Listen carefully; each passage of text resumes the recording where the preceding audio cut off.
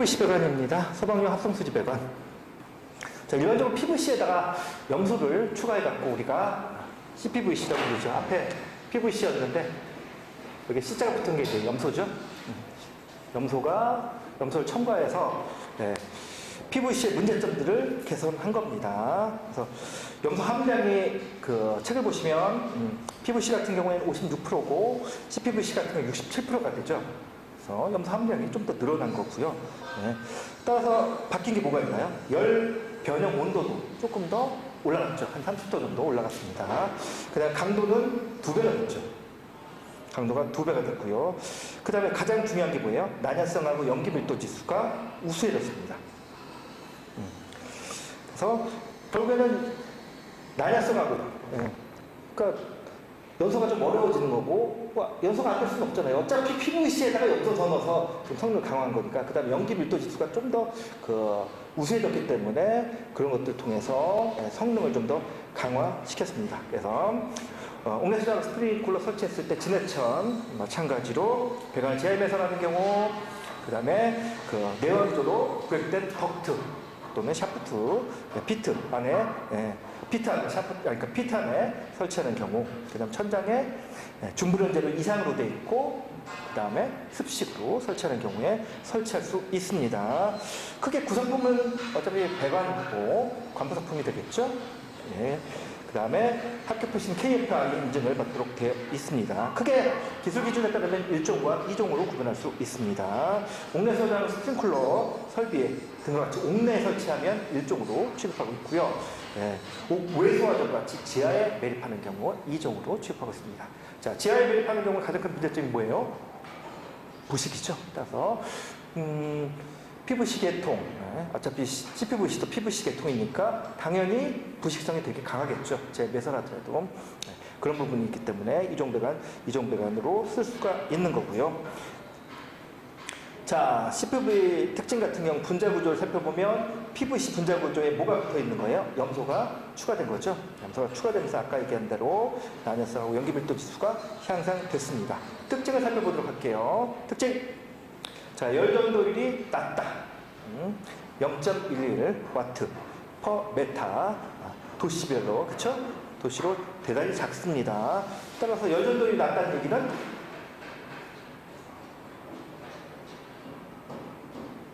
어떤 장점이 있어요?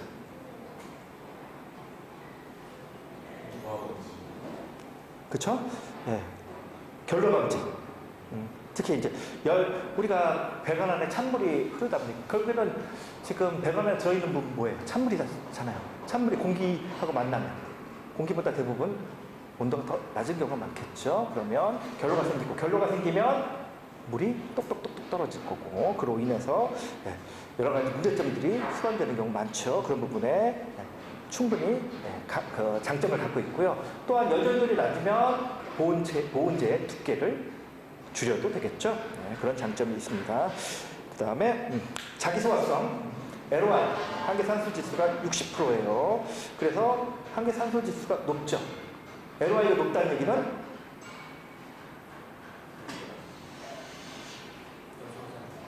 그렇죠. 연소할 때 뭐가 많이 필요하다? 산소가 많이 필요하다. 그런 얘기니까요. 그 다음에 이렇게 되는 이유는 염소가 있기 때문에, 염소도 할로겐족이죠. 그럼 무슨 반응을 할 수 있어요? 연쇄 반응 중에 제거 반응. 부촉매 같은 똑같잖아. 그쵸? 그래서 CL이 제거 반응은 하니까 제거화의 효과도 있는 거고요. 그 다음에 제거하고 남은 결합들, PVC가 제거하면서 다시 이제 분리되고, 염소가 떠나고 나면 이중결합이나 삼중결합을 하게 됩니다. 그러면서 가교화가 이루어져요. 가교화가 된다면 더 많은 열량을 공급되지 않는, 분해가 잘 안 될 수밖에 없겠죠. 분해되는데 더 많은 열량이 필요로 하니까 당연히 그런 면에서 또 장점이 있는 거고요. 그 다음에 내화학성이 되게 우수합니다.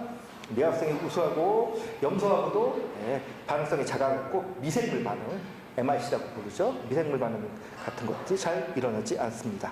자, 상대조도도 큽니다. 상대조도가 크다는 얘기는 뭐예요? 배관이 매끄럽다. 그렇죠? 당연히 강광보다 매끄럽잖아요. 그러니까 그 상대적으로 크면 결국에는 저항도 적을 거고, 그쵸? 흐름의 저항도 적을 거고, 아까 얘기한 대로 내화성, 내식성, 내마모성 당연히 우수할 수밖에 없습니다. 내마모성 우수하고 단점 뭐예요? 강도가 약할 수밖에 없죠. 플라스틱이니까. 그쵸?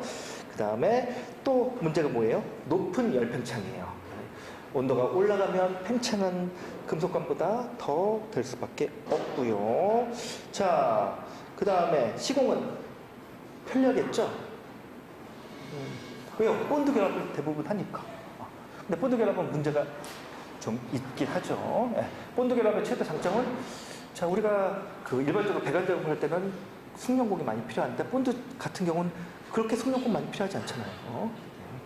이제 뭐 본드 VA이 뭐 경화된다든지 이런 문제점도 있긴 하긴 하지만, 네, 훨씬 시공에 용이한 거고요. 그 다음에 당연히 가볍죠.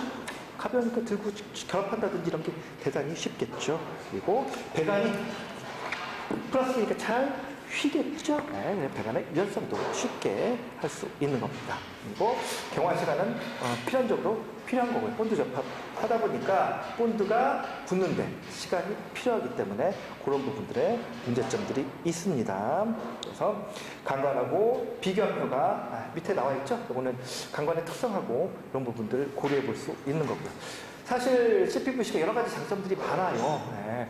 그리고 우리 스프링클러 같은 경우에 설치한다 그러면 아까 얘기한 대로 스프링클러에서 지금 가장 큰 문제점이 주공 같은 데들 살펴보면 피너 그 구멍이 생기는 경우가 되게 많아요. 그것 때문에 큰 피해들이 많이 발생하거든요.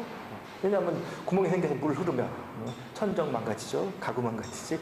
그러면 아파트 그 주공 같은 데서는 그것 때문에 거기 호텔을 보내주고 막 이러거든요. 그리고 다 보상해줘야 되고 그것 때문에 그래서 주공에서 이 부분에 대해서 많이 검토를 하고 있는데 뭐 아연도 관관 쓰면 어쩔 수가 없지. CPVC나 아니면 스테인리스 관을 쓴다면 그런 확률이 훨씬 줄겠죠. 근데 단가라든지 CPVC는 아까 말한 강성의 문제점들이 있기 때문에 천정 부분에 좀 설치하는 부분에서 많이 꺼려하긴 합니다. 자, CPVC 시공 시 유의사항 한번 살펴볼게요. 압력 온도 조건 엄수해야 되고요. 신축 반드시 필요하고요. 온도 변화에 따라서 접착제는 반드시 승인된 접착제 사용해야 돼요. 안 그러면 하자가 많이 나오겠죠. 그 다음에 최소 경화 시간 지나고 난 다음에 수압 시험 하게 돼 있고요. 경화 시간 동안 충격을 주면 안 됩니다. 당연히 그러면 파손 우려가 있을 거고요. 부동액도 글리세린 계통으로 제한합니다. 만약에 본드 접합이 아니라 용접을 해갖고 CPVC를 사용하는 경우도 있거든요. 국내에서 별로 없지만 그러면 용접용 CPVC를 쓰는 거고요. 현장에서 열가공 절대 안 됩니다. 충격 주의해야 되고요. 그 영하로 떨어졌을 때는 더욱더 작은 충격으로도 깨질 수 있겠죠. 그런 부분 주의해야 되고요. 그다음에 그 CPVC하고 반응하는 화학약품 같은 경우에 주의해야 되고요. 미국 같은 경우에는 공기압 시험 금지하고 있어요. 공기압이 높은 압이 걸렸다가 이게 파손되면서 배관이 팍 파손되면서 사람이 다칠 수도 있거든요. 그래서 국내에서 그런 규정은 없어요. 그렇지만 외국 같은 경우에는 공기압 같은 경우에도 주의를 해야 되고요. 행거 같은 경우에도 지금 행거 기준은 없죠. CPVC. 근데 일반적인 우리가 행거 기준은 뭐예요?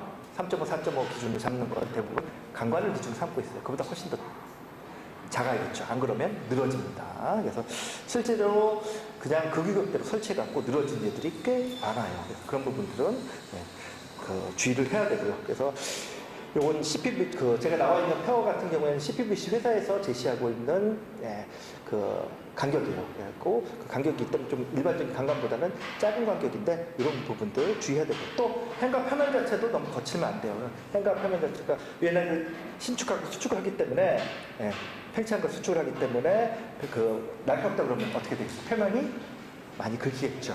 표면 손상될 우려가 있기 때문에 그런 부분 주의할 필요가 있습니다.